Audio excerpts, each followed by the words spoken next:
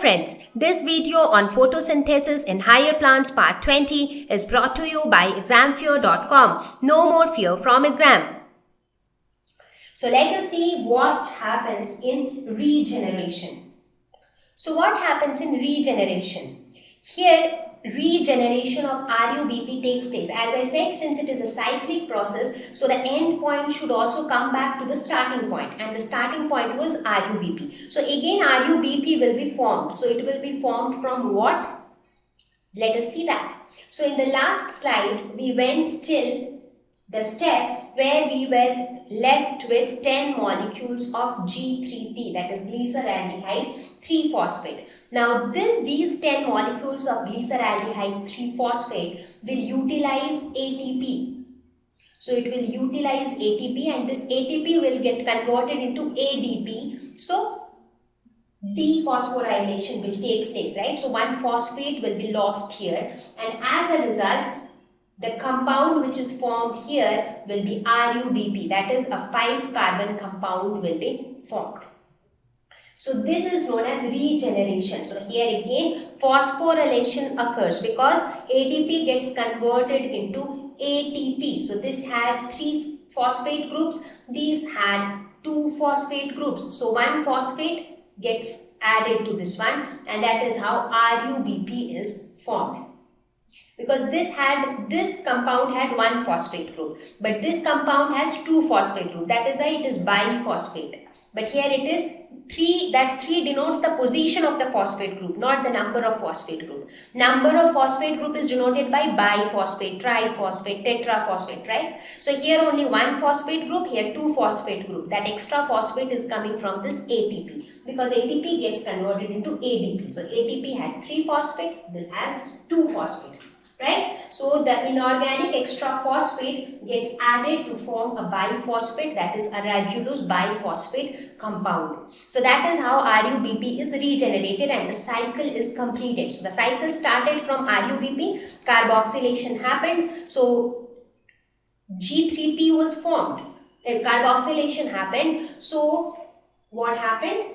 When carbon dioxide acted with this, initially PGA was formed, that is phosphoglycerate was formed, and then after a series of reduction, what happened? It forms G3P, that is glyceraldehyde 3-phosphate. Now while the formation of, during the reduction process, ATP and NADPH were utilized. Now when you utilize ATP and NADPH, ATP gets converted into ADP and NADPH gets converted to NADP+. So all these products like ADP and NADP+, all these go back to the thylakoids so that they can again perform the light reactions. That is, they can again perform the cyclic and non-cyclic photophosphorylation and again produce ATP there. So these are all connected. Similarly, here again you need ATP molecule. This also comes from the process of phosphorylation. Right? So here again the ATP gets utilized and the ADP which is formed, it again goes back to the thylakoid space, because right now all these things are taking place in stroma. Right? So let us have a quick review of the Calvin cycle. So what happens in a Calvin cycle? So since we know that 6 Calvin cycles are needed to produce 1 molecule of glucose, so we will consider 6 cycles. That is, we will consider 6 molecules of RUBP. Now these 6 molecules of RUBP will get carboxylated, that is 6 molecule of carbon dioxide will be taken up from the atmosphere. This carbon dioxide will combine with RUBP in presence of the enzyme Rubisco. So it will form 12 molecules of 3-PGA. So this is the first stable compound. Since it is a 3-carbon atom, that is why it is called a C3 cycle. Now this in turn will utilize the ATP which was produced during light reaction, and this ATP will get converted into ADP. So that extra phosphate will add on to this compound and it will form a biphosphate. So 12 molecules of 1,3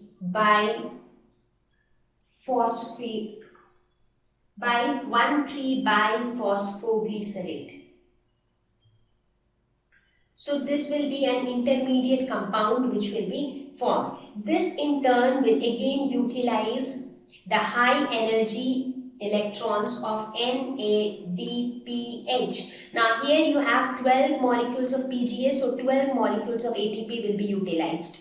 So here also it will utilize 12 molecules of NADPH. So this will get converted into NADP plus and the electrons will be utilized to form 12 molecules of G3P, that is glyceraldehyde 3-phosphate. This glyceraldehyde 3-phosphate is again a 3-carbon compound, something like this, C, and to the third carbon atom is the phosphate group. That is why it is called glyceraldehyde 3-phosphate.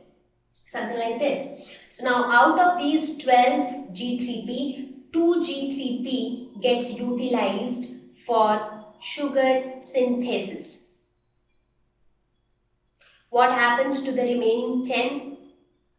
Now you are left with 10 G3P molecules. These 10 G3P molecules further utilizes ATP, which gets converted to ADP, and this extra phosphate gets added to this single phosphate compound to form a biphosphate compound, that is the ribulose biphosphate. So here it utilizes 6 molecules of ATP again.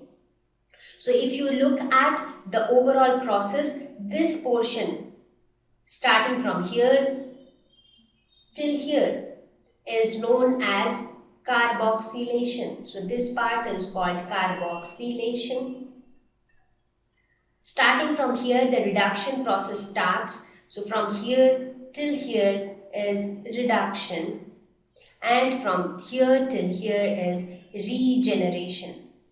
So these 3 stages together completes the Calvin cycle. So you see, this is a cycle. It started with ribulose biphosphate. It ends at ribulose biphosphate. So now if you look at this cycle, you can see that in order to produce 1 molecule of glucose, you needed 6 molecules of carbon dioxide. You needed 12 molecules of ATP, not only 12, 12 plus 6. So you actually needed total 18 molecules of ATP.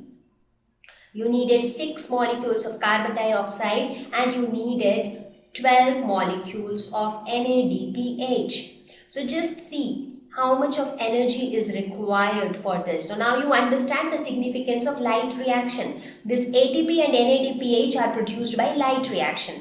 Another interesting thing to note here is, you see, here in order to produce 1 molecule of glucose, you need more molecules of ATP than the number of molecules of NADPH. And that is why you have an additional process called cyclic photophosphorylation to produce additional ATP molecules. You remember while I was talking about the light reaction, I told you there are 2 processes. One is non-cyclic photophosphorylation, the other is cyclic photophosphorylation. So non-cyclic photophosphorylation produces both ATP and NADPH, but cyclic photophosphorylation produces only ATP. So the production of ATP is more there because the amount of ATP needed in the dark reaction is also more. So this additional requirement of ATP is fulfilled by the process of cyclic photophosphorylation. Right? So this is all about the Calvin cycle. So let us quickly conclude the Calvin cycle. So here the Calvin cycle has been explained in a very simple manner without considering the number of carbon dioxide molecules. It will just tell you what are the intermediate products which will be formed at each step. Now the overall conclusion of Calvin cycle is that for one cycle, how many carbon dioxide will get fixed? As I said, in one Calvin cycle, only 1 molecule of carbon dioxide can be fixed.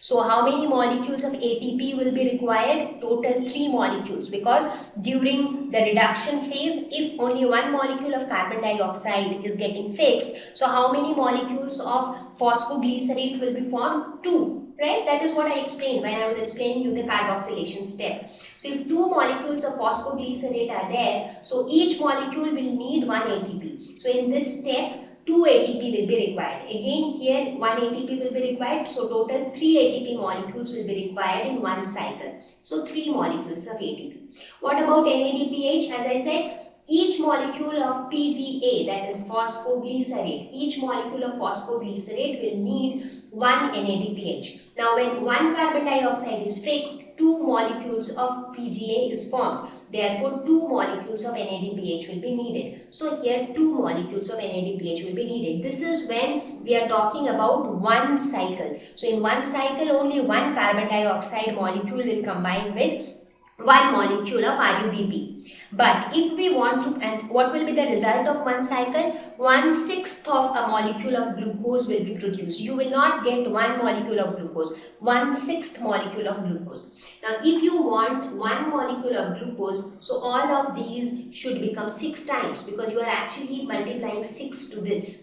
So in that case, you need 6 cycles. And for 6 cycles, you need 6 molecules of carbon dioxide, you need 18 molecules of ATP, you need 12 molecules of NADPH, and the result would be 1 molecule of glucose. So I hope now you understand the concept of Calvin cycle and how ATP and NADPH, which were products of light reaction, are utilized in the Calvin cycle. So this was all about the Calvin cycle. Thank you. Please visit www.examfear.com to watch more videos, attempt free online test, get free study material, find tutors and mentors. Thank you once again.